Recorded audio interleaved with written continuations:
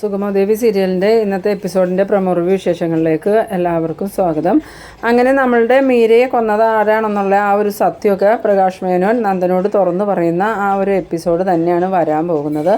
എന്തായാലും പ്രകാശ് മേനോൻ നന്ദനോട് പറയുന്നുണ്ട്, ഞാൻ നന്ദനെ ഉപദ്രവിക്കാനായിട്ടല്ല ഇങ്ങോട്ട് കൊണ്ടുവന്നത്, ഞാൻ മീര കേസിൽ നിരപരാധിയാണ്. ആ സമയത്ത് നന്ദൻ ചോദിക്കുന്നുണ്ട്, തെളിവുകളും എല്ലാം നിനക്കെതിരായിരുന്നല്ലോ എന്ന് പറയുമ്പോൾ, ആദ്യം തെളിവുകൾ ദേവികയ്ക്ക് എതിരായിരുന്നല്ലോ, അതുപോലെ നിനക്കും മീരയുടെ കൊലപാതകത്തിൽ പങ്കുണ്ടെന്നൊക്കെ എല്ലാവരും പറഞ്ഞില്ലേ, പിന്നെ എന്തിനാ നീ അത് ഏറ്റെന്ന് ചോദിക്കുമ്പം അതെല്ലാവരും പ്രതിയാവണേക്കാളും നല്ലത് ഞാൻ ഒരാൾ പ്രതിയാവണതാണല്ലോ എന്ന് കരുതിയിട്ടാണ് ഞാൻ ആ കുറ്റം ഏറ്റത്. എന്തായാലും ഞാൻ ആ കുറ്റം ചെയ്തിട്ടില്ല. ഇനിയിപ്പോൾ ഞാൻ പരോൾ കഴിഞ്ഞ് തിരിച്ചു പോണതിന് മുമ്പായിട്ട് തന്നെ നിനക്ക് ഞാൻ അതെല്ലാം ബോധ്യപ്പെടുത്തി തരും. അതുവരെ നീ ഒന്ന് ക്ഷമയോടുകൂടി ഇരിക്കണം, ഇവിടെ പ്രശ്നം ഉണ്ടാക്കരുത്, നിനക്കിവിടെ ഒരു ബുദ്ധിമുട്ടും ഉണ്ടാവില്ല, എന്നെ നോക്കണത് പോലെ തന്നെ ഇവർ നിന്നെ നോക്കിക്കോളും. അത് കഴിഞ്ഞിട്ട് ആ ഗുണ്ടകളോട് പറയുന്നുണ്ട്, നന്ദന് ഇവിടെ ഒരു ബുദ്ധിമുട്ടും ഉണ്ടാവരുത്, എന്നെ എങ്ങനെയാണോ കാണുന്നത് അതുപോലെ തന്നെ നിങ്ങൾ നന്ദനെയും കാണണം. എന്നാൽ ഞാൻ പോട്ടെ നന്ദ, ഞാൻ നാളെ വരാമെന്നും പറഞ്ഞുകൊണ്ട് ഈ പ്രകാശ് മേനോൻ പോകുന്നുണ്ട്. പിന്നീട് കാണിക്കുന്നത് നമ്മളുടെ പ്രഭാവതിനെയാണ്. പ്രഭാവതി ആണെങ്കിൽ നന്ദൻ്റെ റൂമിൽ വന്നിട്ട് അലമാരിലിരുന്ന ആ ഒരു ആൽബം എടുക്കുന്നുണ്ട്. ആൽബം എടുത്ത് അതിൻ്റെ ഓരോ പേജ് മറിച്ച് നോക്കുമ്പോഴും പ്രഭാവതിക്കാണെങ്കിൽ സങ്കടം സഹിക്കാൻ പറ്റണില്ല.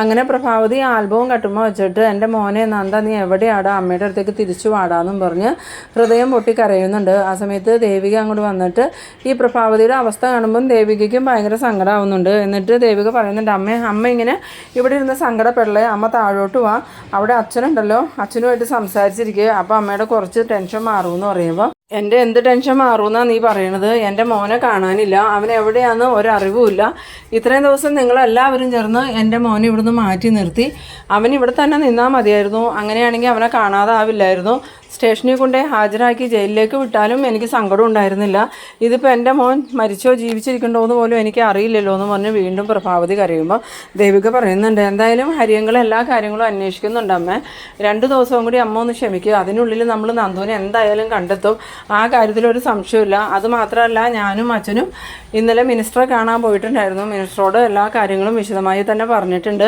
ആദ്യം നമ്മൾ ആ DYSPയെ അന്വേഷണം ഏൽപ്പിച്ചത് അത് ഇസബല്ലയുടെ പാപ്പനാന്ന് അറിഞ്ഞുകൊണ്ടാണല്ലോ, അന്ന് നന്ദൻ നമ്മുടെ കസ്റ്റഡിയിൽ തന്നെയായിരുന്നു, പക്ഷേ ഇപ്പോൾ നന്ദുവിനെ ആരോ കടത്തിക്കൊണ്ട് പോയതുകൊണ്ട് തന്നെ ഇനി DYSP അന്വേഷിച്ചിട്ടൊന്നും ഒരു കാര്യമില്ല, അതുകൊണ്ട് SP-നെയും കൊണ്ട് കമ്മീഷണറെയും കൊണ്ട് അന്വേഷിപ്പിക്കാൻ ഞാൻ മന്ത്രിയോട് പറഞ്ഞിട്ടുണ്ടെന്ന്. അന്നേരം പ്രഭാവതി പറയുന്നുണ്ട്, നിങ്ങൾ ആരോട് പറഞ്ഞിട്ട് എന്താ കാര്യം, എൻ്റെ മോനെ ഇതുവരെ കണ്ടു കിട്ടിയില്ലല്ലോ, എൻ്റെ മോൻ തിരിച്ചു വന്നില്ലെങ്കിൽ പിന്നെ ഞാനൊരു നിമിഷം ജീവിച്ചിരിക്കൂല. അന്നേരം ദേവികയ്ക്കാണെങ്കിൽ ഭയങ്കരമായിട്ട് സങ്കടം വന്നിട്ട് ദേവിക അവിടെ നിന്ന് കരയുന്നുണ്ട്.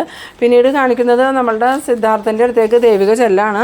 സിദ്ധാർത്ഥൻ ദേവിക കണ്ടതും പ്രഭ എൻ്റെ മോളേന്ന് വയ്ക്കുമ്പം അമ്മ നന്ദുവിൻ്റെ റൂമിലുണ്ട്, അമ്മ അവിടെ ഇരുന്ന് ഭയങ്കര കരച്ചിലാച്ചാ, അമ്മയെ എന്ത് പറഞ്ഞ് സമാധാനിപ്പിക്കണമെന്ന് എനിക്കറിയില്ല എന്ന് പറയുമ്പം ഞാനും അത് തന്നെ ആലോചിച്ചുകൊണ്ടിരുന്ന, പ്രഭയ്ക്ക് ഇത് താങ്ങാൻ പറ്റില്ല, നന്ദുവിനെ തിരിച്ചു കിട്ടിയില്ലെങ്കിൽ അമ്മ ആത്മഹത്യ ചെയ്യുമെന്നൊക്കെ പറയണമെന്ന് പറയുമ്പോൾ സിദ്ധാർത്ഥൻ പറയുന്നുണ്ട്, പ്രഭയെ വിശ്വസിക്കാൻ പറ്റില്ല, പ്രഭ ചിലപ്പോൾ അങ്ങനെ ചെയ്തു എന്നും വരും, എത്രയും പെട്ടെന്ന് നമുക്ക് നന്ദനെ കണ്ടെത്തണം മോളെ, എന്നാലും അവനിത് എവിടെയായിരിക്കും, ഒരു സൂചന പോലും നമുക്കിതുവരെ കിട്ടിയിട്ടില്ലല്ലോ എന്ന് പറയുമ്പം ദേവികയും പറയുന്നുണ്ട്, നമ്മൾ ഊഹിക്കാത്ത ഏതോ ഒരു ശത്രു ആച്ചാ ഇതിൻ്റെ പിന്നിൽ, ഇസബല്ലയോ കെവിനോ അരുന്ധതിമേടോ ആണെന്ന് എനിക്ക് തോന്നണില്ല, എന്തായാലും 4മതൊരാളുണ്ട്, അയാളെ നന്ദനെ തട്ടിക്കൊണ്ട് പോയേക്കണേ, അല്ലാതെ എസ്തപ്പാൻ്റെ വീട്ടിൽ നിന്ന് ഇത്രയും പ്ലാനായിട്ട് നന്ദനെ കൊണ്ടുപോകാൻ ആർക്കും പറ്റില്ല. അന്നേരം സിദ്ധാർത്ഥൻ പറയുന്നുണ്ട്, അതെനിക്കും തോന്നി മോളെ, എന്തായാലും നമ്മൾ പഴയ ശത്രുക്കളുടെ പിന്നാലെ നടന്നിട്ട് കാര്യമില്ല, പുതിയതായിട്ട് ഏതോ ഒരു ശത്രു രംഗത്ത് വന്നിട്ടുണ്ട്, അതാരാന്ന് കണ്ടുപിടിക്കണം.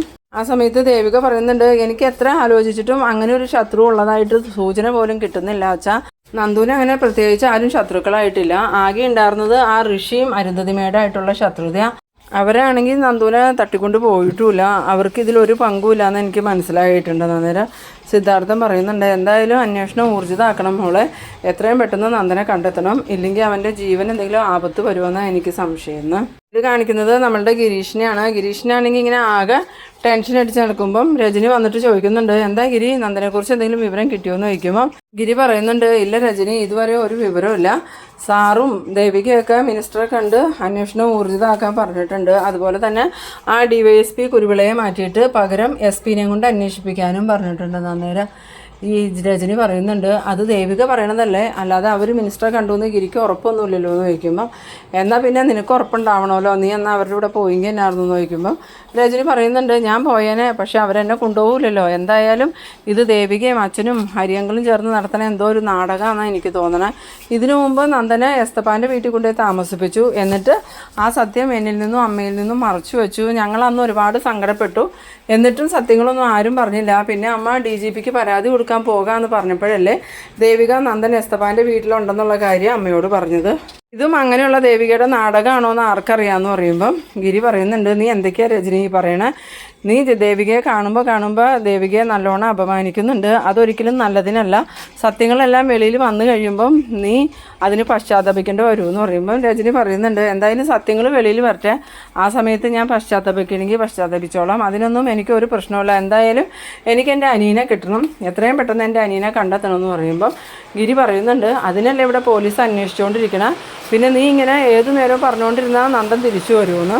പിന്നീട് കാണിക്കുന്നത് നമ്മളുടെ നന്ദനെയാണ്. നന്ദനാണെങ്കിൽ വീട്ടിൽ പോകണമെന്ന് പറയുന്നുണ്ട്. ആ സമയത്ത് ആ ഗുണ്ടകൾ പറയുന്നുണ്ട് അങ്ങനെ പോകാനൊന്നും പറ്റില്ല, സാറിൻ്റെ അനുവാദം ഇല്ലാതെ ഇവിടെ നിന്ന് അനങ്ങാൻ പോലും പറ്റില്ല എന്ന് പറയുമ്പം എന്നാൽ നിങ്ങളുടെ ആരുടെയെങ്കിലും ഫോണൊന്ന് തരാമോ, ഞാൻ എൻ്റെ ദേവികയെ വിളിച്ചിട്ട് കാര്യങ്ങൾ പറയട്ടെ, അല്ലെങ്കിൽ അമ്മയെ വിളിച്ച് ഞാൻ സുരക്ഷിതനാണെന്ന് പറയട്ടെ. അമ്മയാണെങ്കിൽ ഇപ്പോൾ കരഞ്ഞ് ആകെ വിഷമിച്ചിരിക്കുമായിരിക്കും, അമ്മയ്ക്കൊരു സമാധാനത്തിന് വേണ്ടി ഞാനൊന്ന് വിളിച്ച് പറയട്ടെ എന്ന് പറയുമ്പോൾ ആ ഗുണ്ടകൾ പറയുന്നുണ്ട് ബോസ് പറഞ്ഞത് താൻ കേട്ടതല്ലേ, തൽക്കാലം ആരെയും ഫോൺ വിളിക്കാനൊന്നും നിൽക്കണ്ടാന്ന്, ബോസിൻ്റെ വാക്ക് ധിക്കരിക്കാൻ പറ്റില്ല, അതുകൊണ്ട് ഞങ്ങൾ ഫോൺ തരുമൊന്നുമില്ല, ബോസ് വന്ന് ചോദിച്ചിട്ട് നമുക്ക് എന്താണെന്ന് വെച്ചാൽ ചെയ്യാമെന്ന്. അന്നേരം നന്ദൻ പറയുന്നുണ്ട് നിങ്ങളുടെ ബോസ് എന്തിനാ ശരിക്കും എന്നെ ഇവിടെ പിടിച്ചുകൊണ്ടിട്ടേക്കണേ, എന്നെ രക്ഷിക്കാനാണെങ്കിൽ എന്നെ വീട്ടിലേക്ക് പറഞ്ഞു വിടുകയല്ലേ ചെയ്യേണ്ടത്, എനിക്കിത് മനസ്സിലാവാത്തതുകൊണ്ട് ചോദിക്കുക സത്യത്തിൽ നിങ്ങൾ എന്തിനാണ് എന്നെ ഇവിടെ കൊണ്ടുവന്നിട്ടേക്കണേന്ന് ചോദിക്കുമ്പോൾ ആ ഗുണ്ടകൾ പറയുന്നുണ്ട് ഞങ്ങൾ ഞങ്ങളുടെ ഇഷ്ടത്തിന് കൊണ്ടുവന്നിട്ടതല്ല, ബോസിൻ്റെ നിർദ്ദേശപ്രകാരം നിങ്ങളെ പൊക്കിക്കൊണ്ട് വന്നത്, ഇനി ബോസ് എന്ത് പറയണോ അതുപോലെ ആയിരിക്കും നിങ്ങളുടെ കാര്യത്തിൽ ഞങ്ങൾ തീരുമാനം എടുക്കണേ,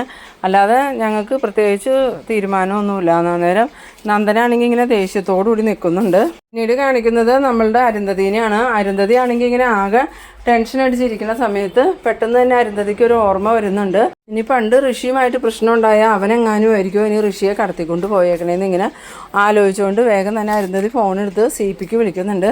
CP ഫോൺ എടുത്തതും എന്താ മേഡം എന്ന് ചോദിക്കുമ്പം CP എനിക്ക് CPയോടൊരു കാര്യം പറയാനുണ്ടായിരുന്നു, നമ്മൾ ഋഷിയുടെ കാര്യത്തിൽ സംശയിച്ച ആളുകളുടെ കൂട്ടത്തിൽ ഒരാളെ നമ്മൾ ഒഴിവാക്കി കളഞ്ഞു. അന്നേരം CP ചോദിക്കുന്നുണ്ട് അത് ആരാ മേഡം എന്ന് ചോദിക്കുമ്പം അത് വേറെ ആരുമല്ല, പണ്ടത്തെ ആ ഒരു കേസ് CP ഓർക്കുന്നില്ലേ എന്ന് ചോദിക്കുന്നു. അന്നേരം CP ചോദിക്കുന്നുണ്ട് ഏത് കേസാ, ഒരു പെൺകുട്ടി മരിച്ച കേസില്ലേ, ആ കേസിലെ പ്രതിയില്ലേ പ്രകാശ് മേനോൻ, മേഡം ഞാനത് ഓർക്കുന്നുണ്ട്, അന്ന് ആ പെൺകുട്ടി മരിക്കാൻ കാരണക്കാരൻ നമ്മുടെ ഋഷിമോനല്ലേ എന്ന് ചോദിക്കുമ്പം അതേ CP ഇനിയിപ്പോൾ അയാൾ ജയിലിൽ പോയായിരുന്നു, അയാളെങ്ങാനും ആയിരിക്കും ഋഷിയെ കടത്തിക്കൊണ്ട് പോയെന്ന് ചോദിക്കുമ്പം CP പറയുന്നുണ്ട് അതിന് പ്രകാശ് മേനോൻ ഇപ്പോൾ ജയിലിലല്ലേ മേഡം, പിന്നെ എങ്ങനെ അയാൾ ഋഷിയെ തട്ടിക്കൊണ്ട് പോകുമെന്ന് ചോദിക്കുമ്പം അതൊന്നും എനിക്കറിയില്ല, എന്തായാലും എൻ്റെ ഒരു സംശയം ഞാൻ പറഞ്ഞ CP ഇപ്പോൾ തന്നെ പ്രകാശ് മേനോൻ ജയിലിലാണോ അതോ പുറത്തിറങ്ങിയിട്ടുണ്ടോ എന്നൊന്ന് അന്വേഷിക്കണമെന്ന് പറയുന്നു. ആ സമയത്ത് CP പറയുന്നുണ്ട് ഞാൻ എത്രയും പെട്ടെന്ന് അന്വേഷിച്ച് വിവരം പറയാം മേഡം, എന്തായാലും അയാൾ ജയിലിൽ നിന്ന് ഇറങ്ങിയിട്ടുണ്ടെങ്കിൽ ചിലപ്പോൾ അയാൾ തന്നെയായിരിക്കും ഇതിൻ്റെ പിന്നിൽ, അല്ലാതെ നമ്മൾ വിചാരിക്കണ പോലെ ചന്ദ്രോത്തുള്ളവരൊന്നും ആയിരിക്കില്ല എന്ന് പറയുമ്പോൾ അരുന്ധതിയും പറയുന്നുണ്ട് അത് തന്നെയാണ് CP എനിക്കും തോന്നണേ, നമ്മൾ ഇത്രയും ദിവസം അവനെക്കുറിച്ച് ചിന്തിച്ച പോലുമില്ല, നമ്മൾ ചന്ദ്രോത്തുള്ളവരെ മാത്രമേ ചിന്തിച്ചിട്ടുള്ളൂ, ഇനി ആ വഴിക്ക് അന്വേഷണം പോകണമെന്ന്. പിന്നീട് കാണിക്കുന്നത് നമ്മളുടെ ഇസബല്ലേനെയും കെവിനെയാണ്.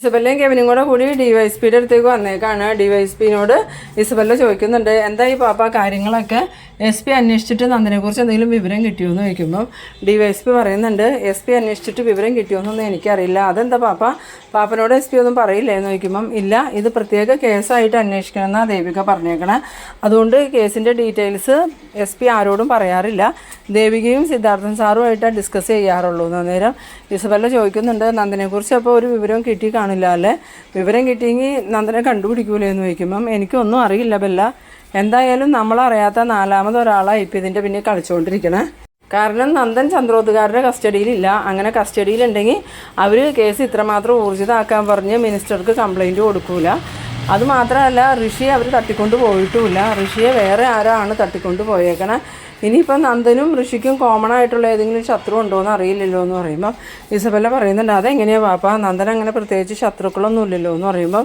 അത് നമ്മളറിയണേ എങ്ങനെയാണ് നന്ദൻ ആരെങ്കിലും ശത്രുക്കളുണ്ടോയെന്ന്, എന്തായാലും ഋഷിയെ കാണാനില്ല നന്ദനെ കാണാനില്ല, അന്വേഷണം എങ്ങും എത്തിയിട്ടുമില്ല. ഇനിയിപ്പോൾ നമ്മൾ എന്ത് ചെയ്യുമെന്ന് ചോദിക്കുമ്പോൾ കുരുവിള പറയുന്നുണ്ട്, ഞാൻ നിങ്ങളോട് പറഞ്ഞതല്ലേ എത്രയും പെട്ടെന്ന് ഈ നാട്ടിൽ നിന്ന് പോയിക്കോളാൻ. അപ്പം നിനക്കല്ലായിരുന്നോ നന്ദൻ്റെ ഒപ്പം ജീവിക്കണം എന്നുള്ള വാശി? ഇപ്പം നന്ദൻ എവിടെ? നന്ദനെയും കാണുന്നില്ല, ഋഷീനെയും കാണുന്നില്ല. ഇനി നീ നന്ദൻ്റെ കൂടെ ജീവിക്കണേ എങ്ങനെയാ? അല്ലെങ്കിൽ തന്നെ നീ ചെയ്തതല്ലേ തെറ്റ്? ഒരു ഭാര്യയുള്ള ഒരുത്തൻ്റെ കൂടെ തന്നെ നിനക്ക് ജീവിക്കണമെന്ന് ചോദിക്കുമ്പോൾ ഈസബല്ല പറയുന്നുണ്ട്, പാപ്പ ഇങ്ങനെ എന്നെ ഓരോന്ന് പറഞ്ഞ് കുറ്റപ്പെടുത്തല്ലേ. എൻ്റെ ഏറ്റവും വലിയ ആഗ്രഹമായിരുന്നു നന്ദനോടത്തുള്ളൊരു ജീവിതം. അതിൻ്റെ ഇടയ്ക്ക് ആ ദേവിക ഞങ്ങളുടെ ജീവിതത്തിലേക്ക് വന്നത്. അതോടുകൂടി നന്ദൻ്റെ സ്വഭാവം മാറി. ഇനിയിപ്പോൾ നന്ദനെ എനിക്ക് കിട്ടണം എന്നുള്ള എൻ്റെ ആഗ്രഹമൊക്കെ ഞാൻ കളഞ്ഞു. നന്ദൻ ജീവനോടെ ഉണ്ടെന്ന് അറിഞ്ഞാൽ മതി. അന്നേരം കെവിൻ പറയുന്നുണ്ട്, ഇനി നന്ദൻ വലിയ ആത്മഹത്യയും ചെയ്ത് കാണുമോ? ഋഷീനെ കൊന്നു എന്നുള്ള ധാരണയിലല്ലേ നന്ദൻ ഇരിക്കണേ. അപ്പോൾ ഒരു കൊലപാതകമായിട്ട് ജീവിക്കാൻ പറ്റില്ല എന്ന് തോന്നിയിട്ട് അവൻ വലിയ കടുങ്കയും ചെയ്ത് കാണുമോ സാറേ എന്ന് ചോദിക്കുമ്പം, അങ്ങനെ എന്തെങ്കിലും ചെയ്തിട്ടുണ്ടെങ്കിൽ ആ ശാപം നിങ്ങൾക്കായിരിക്കും കിട്ടാൻ പോണേ. നിങ്ങളല്ലേ അവൻ ചെയ്യാത്ത തെറ്റിൻ്റെ പേരിൽ അവനെ കൊലപാതകയായി ചിത്രീകരിച്ചതും അവനെ ബ്ലാക്ക് മെയിൽ ചെയ്തുകൊണ്ടിരുന്നതെന്ന് പറയുമ്പം കെവിൻ പറയുന്നുണ്ട്, സാറെന്താ ഇപ്പം ഇങ്ങനെ പറയണേ?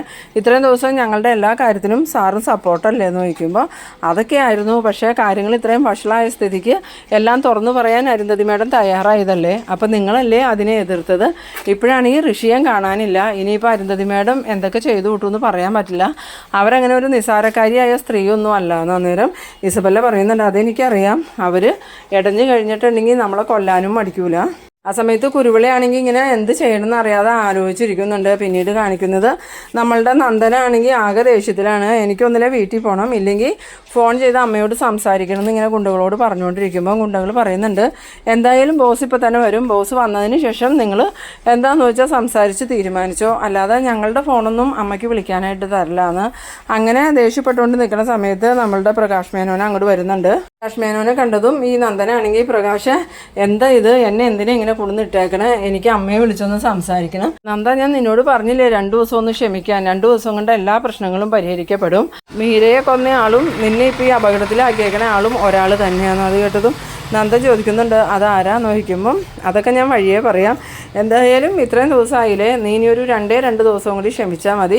3-ന്റെ അന്ന് എൻ്റെ പരോള് തീർന്ന് ഞാൻ തിരിച്ചു പോകും. അതിനു മുമ്പായിട്ട് തന്നെ മീരയെ കൊന്ന ആളെയും നിന്നെ കള്ളക്കേസിൽ കുടുക്കിയ ആളെയും നിൻ്റെ മുന്നിൽ ഞാൻ കൊണ്ടുവന്ന് നിർത്തും. എന്നിട്ടേ ഞാനിവിടുന്ന് തിരിച്ചു പോകുള്ളൂ എന്ന്. അത് കേട്ടതോ നന്ദനാണെങ്കിൽ ഒന്നും മനസ്സിലാവാത്ത രീതിയിൽ ഈ പ്രകാശ് മേനോനെ നോക്കി നിൽക്കുന്ന ആ ഒരു സീനിലാണ് ഈ എപ്പിസോഡ് അവസാനിക്കുന്നത്. എന്തായാലും മീരയെ കൊന്നത് മിക്കവാറും ഋഷി തന്നെ ആയിരിക്കും. അതായിരിക്കും പ്രകാശ് മേനോൻ ഋഷിയെ തട്ടിക്കൊണ്ട് പോയേക്കണേ.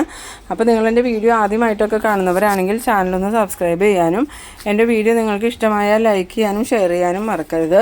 അപ്പോൾ ഇതുപോലെ ഇൻട്രസ്റ്റിംഗ് ആയിട്ടുള്ള അടുത്തൊരു എപ്പിസോഡുമായി നമുക്ക് വീണ്ടും കാണാം. അതുവരേക്കും ബൈ ബൈ.